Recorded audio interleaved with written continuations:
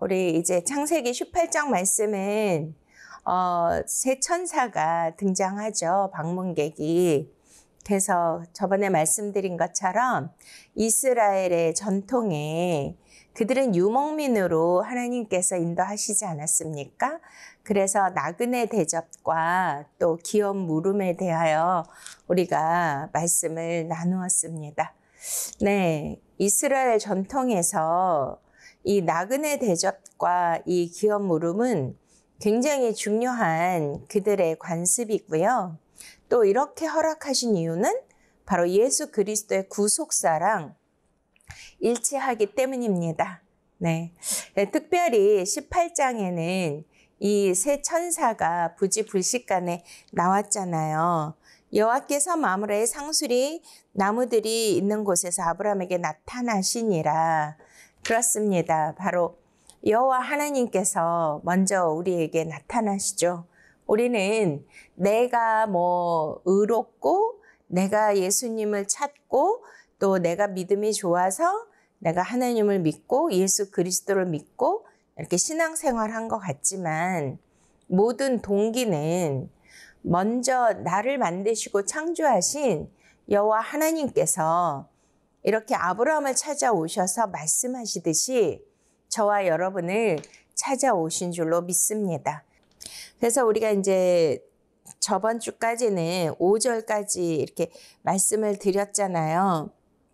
그런데 눈을 들어본 즉 사람 셋이 맞은편에 서 있는지라 그가 그들을 보자 곧 장막 문에 달려가서 영접하여 몸을 땅에 굽혀 엎드려서 그들을 영접했어요. 이게 뭐죠? 나그네 대접입니다. 그렇습니다. 바로 예수 그리스도께서는 이 땅에 나그네로 오셨잖아요. 하늘 보좌를 버리시고 하나님과 본체셨고 동등됨으로 취할 것으로 여기지 아니하시고 자신을 비워 종의 형체로 사람의 모형으로 우리에게 나타나셨는데요. 그러니 이 세상에 오신 게 나그네죠. 근데 그 분을 어떻게 해야 돼요? 저와 여러분이 영접해야 되는 거죠. 그래서 요한복음 1장에 참 빛이신 예수 그리스도께서 자기 백성의 땅에 오매 그들이 예수 그리스도를 영접하지 아니하였더라. 영접하는 자는 곧 하나님의 자녀가 되는 권세를 주셨으니. 할렐루야. 아멘. 그렇습니다. 우리가 영접을 해야 되는 거예요. 그 나그네는 그냥 일반 우리가 지나가는 사람이 물 한 그릇 주세요. 또 쉬어갈 수 없을까요? 요즘은 그런 거 없지만 우리 어렸을 적만 해도 이렇게 동네 집들이 이렇게 대문도 열어놓고 개방해 놓고 또 이렇게 이제 먼 친척이나 이런 분들 가끔씩 찾아오시고 또 지인들도 오시고 이런 일들이 종종 있는데요. 그런 나그네 영접과 나그네 대접을 뜻하는 것이 아니라 성경 말씀은 저와 여러분들에게 구원에 관한 말씀을 또 영생에 관한 말씀을 주시는 줄로 믿으십니까? 그러니까 이러한 메타포, 이러한 상징을 통해서 하나님은 우리가 바로 장차, 여기는 구약이니까 장차 오실 예수 그리스도를 어떻게 영접할 때 어떤 복을 받고 어떤 하늘의 일들이 역사가 일어나는지를 우리에게 이렇게 모본으로 보여주시는 것입니다. 그렇다면 지금 현대에 사는 저와 여러분은 이 말씀을 대할 때에 그렇구나. 지금 이제 그 하나님은 안 보이시지만 하나님은 영으로 계시잖아요. 근데 그 영이 누구예요? 바로 진리의 말씀인 성령님이 아니겠습니까? 오늘도 이 창세기 말씀을 통하여 진리의 성령님께서 저와 여러분을 찾아오신 거예요. 그럼 어떻게 해야 돼요? 우리가 영접해야 되겠죠. 아브라함처럼 영접을 하면 놀라운 축복이 임한다는 것입니다. 이렇게 말씀을 대할 때, 이 말씀은 나에게 주시는 말씀이다. 나를 구원하시는 말씀이다. 나를 축복하는 말씀이다. 나에게 생명을 주시는 말씀이다. 이렇게 은혜로 우리가 영접해야 될 줄로 믿습니다. 할렐루야. 네. 그래서 이제 이렇게 뭐 물도 가져오게 하고 발도 씻고 이제 여러 가지 우리가 이제 말씀을 깊이 영적 통찰력을 가지고 나누었는데요. 오늘은 6절 말씀. 아브라함이 급히 장막으로 가서 급히 어떻게 했어요? 장막으로 가서 사라에게 이르되 속히 고운 가루 세 스아를 가져다가 반죽하여 떡을 만들라 하시고. 할렐루야. 네. 자, 나그네가 갑자기 오잖아요. 뭐 지금같이 예고를 하고 뭐 카톡을 보내고 전화해서 내가 이제 방문할 거다, 몇 시에 갈 거다, 그런 게 아니라 불식간에 찾아오는 것입니다. 와, 저는 이 말씀을 읽고 묵상하면서 그렇습니다. 주님, 이렇게 저와 여러분들이 말씀과 날마다 365일 동행하고 또 그분을 의식하고 내가 혼자 사는 것이 아니라 바로 주님이 나와 함께 하시고 보이지는 아니하시지만 늘 나와 교통하시고 교제하시고 어떠한 일이 있을 때마다 나를 도와주시고 함께 해주시는 것을, 그런 것들을 여러분 느끼십니까? 그런 상황 가운데에서 우리가 이렇게 진짜로 뭐 내가 필요할 때만 주님 오세요.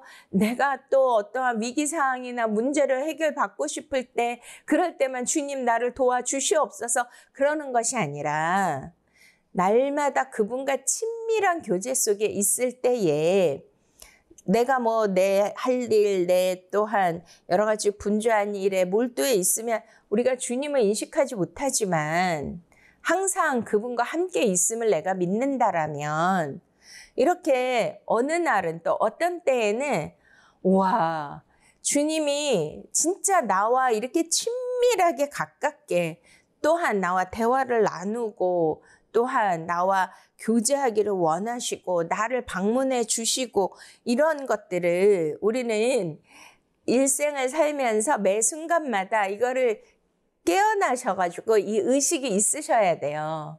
그러니까 항상 그분은 곁에 계시다니까요.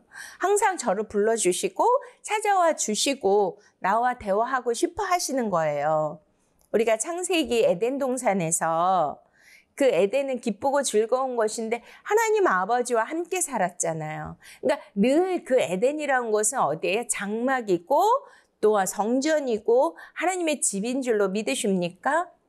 그러니까 뭐 어느 날 갑자기 하나님이 아버지가 뭐 아담아 이렇게 나타나시는 것이 아니라 늘 한 집에 사셨기 때문에 이렇게 교제하셨지만 그들이 영적으로 눈이 멀고 하나님의 명령을 듣지 않고 불순종해서 죽으면 죽으리라, 이렇게 죽으면 정령 죽으리라, 너희가 이 선악과를 먹는 날에는 정령 죽으리라 분명히 말씀하셨는데 그것을 어기고 선악과를 먹고 육체의 신체적 죽음은 죽지 않았지만 영적으로 하나님과의 관계가 끊어졌잖아요.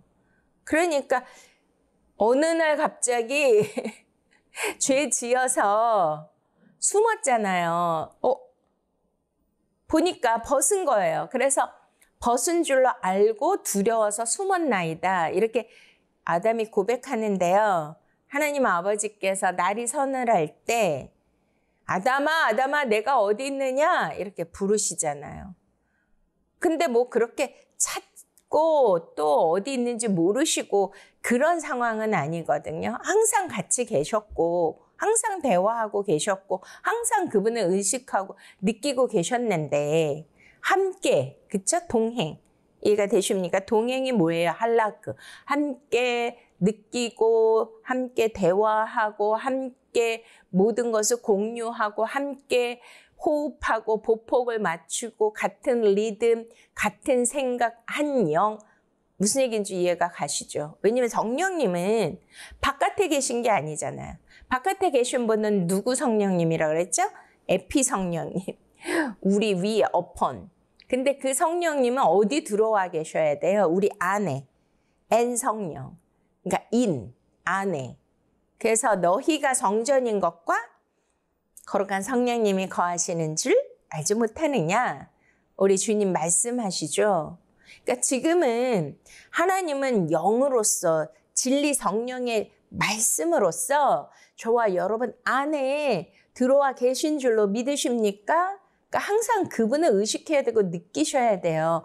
어느 날 갑자기 이렇게 뭐 나그네처럼 방문해서 찾아오고 그런 것이 아니라 이렇게 예수 그리스도를 영접하면 우리 안에 들어오셨으면 그분은 우리 안에서 내주하시는 거잖아요. 그래서 우리가 요한계시록 3장에 라오디아 교회에 예수님이 문 밖에 서서 두드리노니 누구든지 내 음성을 듣고 문을 열면 내가 들어가서 그와 더불어 먹고 마시고 그도 나와 더불어 먹고 마시리라. 할렐루야. 이게 뭐냐면 영접이거든요. 그럼 어떻게 해야 돼요? 하나님의 음성을 들어야 되고 예수 그리스도의 음성을 들어야 되는 줄로 믿으십니까? 내 말이 영이요 생명이라고 하셨기 때문입니다. 그러면 여기에서 이제 갑자기 찾아온 것 같지만 이 갑자기 찾아온 거는 예를 들면 우리도 늘 주님과 함께 있게 동행을 하지만 어느 날은 또렷하게 어느 날은 정말 내 옆에 있는 것 같고 이렇게 피부적으로 내가 느끼고 그분과 같이 호흡하고 그분의 음성이 들리고 이런 영적 교감이 일어나는 그 타임이 있잖아요. 그 타임을 뭐라 그러죠?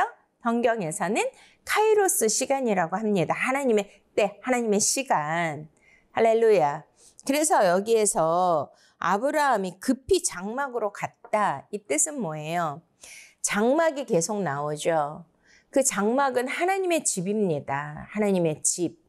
그러니까 성전이죠, 오늘날.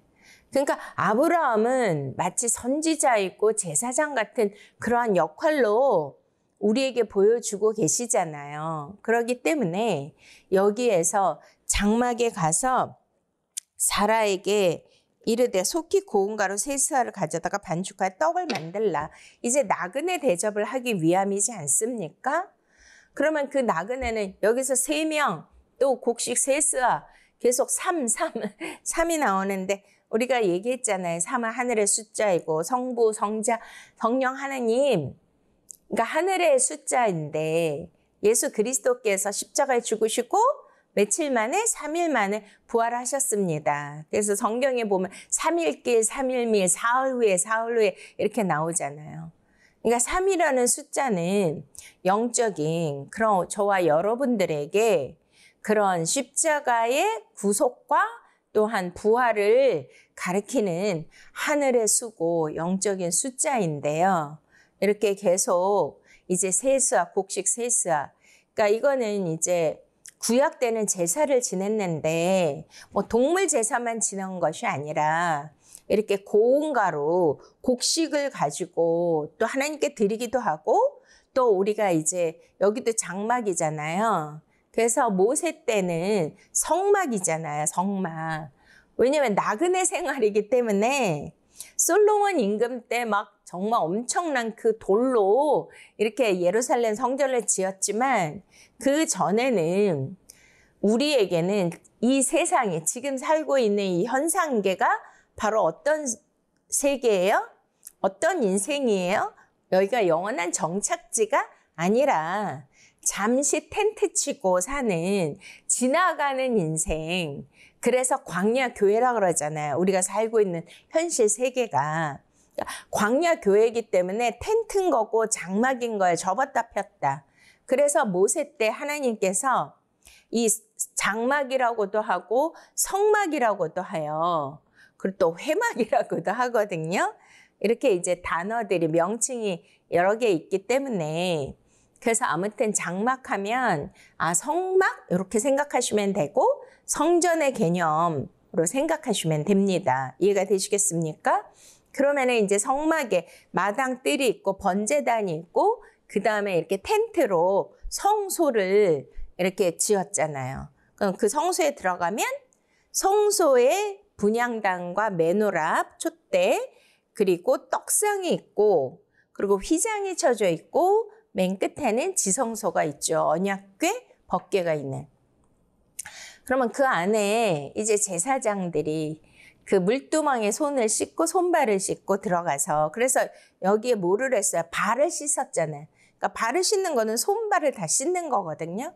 그러니까 이제 성막의 성소에 들어가기 위해 성소에 들어가는 이유는 제사장이 제사를 드리기 위함이에요. 그러면 어떻게 해야 돼요? 그 물두멍이 있잖아요. 그래서 저번에 우리가 말씀을 나누었듯이 베드로에게 예수님이 막 발을 씻기려고 하니까 그래야지 마옵소서 막 말렸더니 너희의 수족을 씻지 않으면 예수님이 너와 나는 상관이 없다라고 말씀하셨어요. 그랬더니 막 머리까지 씻어주세요. 이랬습니다. 그러니까 여기에서 이제 발을 씻죠. 먼저 우리가 전에 이 말씀을 받았는데요. 그래서 이제 그 4절 물을 조금 가져오게 하사 당신들의 발을 씻으시고 나무 아래 쉬소서. 그리고 내가 떡을 조금 가져오리니. 그러니까 성막에 들어가서 성소에 들어가려면 그러니까 성소에 들어가는 의미가 뭐죠? 바로 제사잖아요. 그러니까 여기에서 발을 씻은 건 손발을 물두멍에서 씻은 거고 그 다음에 떡을 가져오는 거는 제사장이 성소에 들어갔을 때 메노라에다가 불을 켜면 이제 밝히잖아요. 거기는 바깥에서 햇빛의 자연광에 의해서 들어오는 빛이 전혀 아니고요. 오직 그 촛대 등대에 그 7 촛대에 기름을 그 감람류 기름을 부어서 불을 밝혀야지만 그곳은 밝아지는 거예요. 그 뜻은 뭐예요? 저와 여러분이 성전이잖아요. 그러니까 성전에 뭘 밝혀야 우리의 어두움이 떠나갔죠? 바로 진리의 성령님의 빛을 우리 안에 밝혀야 어둠이 떠나가게 되는 줄로 믿으십니까? 바로 여기에서 새 천사가 오신 거는 바로 진리의 성령님, 하나님의 영이 진리의 말씀이 찾아오신 거예요. 믿습니까? 그러면 또 그 다음에 뭐 해야 돼요? 진설병, 그 떡상이 있거든요. 그 떡을 차려놓고 나중에 제사장들이 그걸 먹는데요. 바로 이 떡이 중요하죠? 왜 떡이 중요할까요? 예수님이 어디에서 태어나셨습니까? 베들레헴. 여기서 베들레헴이라는 거는 벳이 집이란 뜻이고 레헴이 떡이라는 뜻이거든요. 그러니까 베들레헴 그 자체가 떡집이에요. 그러니까 여기도 떡을 가져와서 이렇게 공개하고 사라에게 곡식 세수하러 가지고 떡을 만들어 가지고 장막에 들어가서 이거를 준비하고 이 모든 과정은 무슨 과정이라고요? 네, 바로 제사. 제사는 오늘날 무엇입니까? 바로 예배죠. 그런데 이제 어떤 거가 있어요? 자, 우리가 그 성소에 들어가면 메노라에 불을 밝히고 그 다음에 떡상, 그 다음에 뭐가 있다 그랬죠? 분향단. 분향단은 기도잖아요. 그러니까 여기에서 바로 아브라함은 어떤 역할을 하는 거예요? 이제 불을 밝히고 떡을 준비하고 그 다음에 뭐 해야 되죠? 분향단 기도를 해야 되는데 18장에 또 중요한 메시지가 16절부터 아브라함이 소돔을 위하여 소돔과 고모라 성에 누가 살아요? 조카 롯이 살죠. 그래서 중보기도회 모형이 모범이 여기에 나온다는 거예요. 그러니까 이 지금 천사들이 찾아왔고 이렇게 발을 씻고 여기에서 떡을 준비하고 나중에 중보기도 하고 이 모든 일련의 과정들이 다 무엇을 가리키죠? 예배, 하나님 앞에 올려드리는 제사, 그러니까 제사장이 하는 일이지 않습니까? 바로 누가 하는 일이에요? 예수 그리스도께서. 예수 그리스도, 그리스도라는 게 기름 부음을 받은 거잖아요. 기름 부음을 받은 자, 그리스도, 메시아. 근데 기름 부음을 받는 분은 세 종류가 있죠. 누가 있습니까? 왕, 제사장, 선지자. 할렐루야. 네, 그래서 여기에서 지금 이 천사들을 대접하고 뭐 떡을 준비하고 발을 씻고 또 중보기도 하고 이 모든 일들이 다 어떤 일들이에요? 그리스도, 예수 그리스도가 누구라는 거죠? 왕이요, 또 제사장이요 선지자라는 것을 그 사역을 여기에서 보여주는 예표입니다. 믿습니까? 할렐루야. 네, 그래서 급히 장막으로 가서 사라에게 이르되 속히 고운 가루 3쌀을 가져다 반죽해 떡을 만들라 하고 여기에서 사라에게 이르렀다. 그러니까 사라에게 전했다. 그러니까 뭐 그냥 표면적으로 보면 그렇잖아요. 뭐 남편이 아내에게 나그네 대접하기 위해서 이렇게 음식을 준비하십시오. 이렇게 말한 거 당연한 건데 옛날에는 뭐 저도 이제 뭐 한 남편의 아내이기 때문에 손님들이 오세요. 저희 집은 뭐 특히 이제 목사님 가정이니까 목사님들이 이제 뭐 매주 저가 결혼해서 얼마 안 됐을 때는 매주 토요일마다 목사님들 여러분이 오셔가지고 같이 성경을 토론하고 공부하고 나누고 하는 그런 시간들이 있었어요. 그러니 당연히 뭘 하라 그러겠습니까? 아니 이 나그네들, 이 손님들, 이 목사님들 오셨으니까 뭐 떡을 만드시오, 뭐 음식을 만드시오, 식사를 준비하시오 이렇게 요구를 하시잖아요. 그러니까 뭐 맨날 뭐 그 엄마들 아내들은 손님 오시면 막 음식 만들고 뭐 요즘은 바깥에 많이 나가서 먹고 또 이렇게 배달을 시켜서 먹긴 하죠. 우리 때는 그런 거 없잖아요. 무조건 그냥 시장 바다가 만들어야 되는데 그러면은 뭐 이건 그렇게 해석을 해야 될까요? 사라에게 떡을 좀 만들어라 빨리. 뭐 나중에는 이제 이렇게 또 뭐를 해요? 송아지를 잡아가지고 또 뭐 음식을 만들고 막. 근데 그게 아니라요. 자, 저와 여러분들은 우리가 누구라 그랬어요? 바로 여자이고 에덴 동산에 있었던 여자이고 또 여호와 하나님의 아내이고 또 예수 그리스도 신랑의 신부이잖아요. 믿습니까? 그러면 아브라함이 바로 여호와 하나님이라고 우리가 상징적으로 생각을 하시고 또 예수 그리스도 신랑이라고 생각하신다면 지금 뭘 해야 되는 거예요? 떡을 만들어야 되는 거예요. 곡식 3쌀을 가지고. 이게 뭐예요? 생명의 떡이잖아요. 그러니까 그 사마리아 여인에게 찾아오셔서 물을 달라고 하시잖아요. 그러면서 내가 주는 물은 영원히 목마르지 아니하리니 내 속에서 영생토록 솟아나는 샘물이 되리라. 할렐루야. 이제 그 말씀을 하신 이유는 네 속에서예요. 속에서. 여기에서 또 장막이 어디라 그랬어요? 저와 여러분의 심령 안에서. 믿습니까? 그러면 이렇게 말씀이 뭘로 만들어져야 돼요? 우리 안에 심령 안에서 예수 그리스도의 생명의 떡으로 이게 만들어져서 우리가 취해야 되는 거예요. 그래야 누구랑 하나가 되는 거예요. 너희가 내 음성을 듣고 문을 열면 내가 들어가서 그게 문을 여는 그것이 바로 영접이라 그랬죠.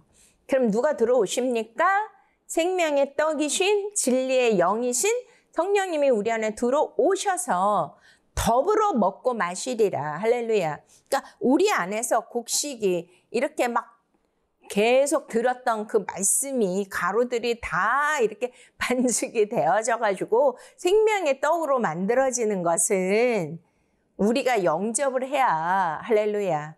우리가 그 떡에 집중을 해야 이것이 생명의 떡이구나. 바로 예수 그리스도의 진리의 말씀이구나. 그러면은 나는 먹고 마시는 거 우리가 육으로 사람이 떡으로만 살 것이 아니라 하나님의 입에서 나오는 모든 말씀으로 살 것이니라. 할렐루야. 아멘. 이렇게 그 말씀의 떡이 되어서 저와 여러분도 바로 예수 그리스도처럼 생명의 떡이 되어야 될 줄로 믿으십니까? 할렐루야. 주님을 찬양합니다. 생명의 떡이 되시기를 축원드립니다.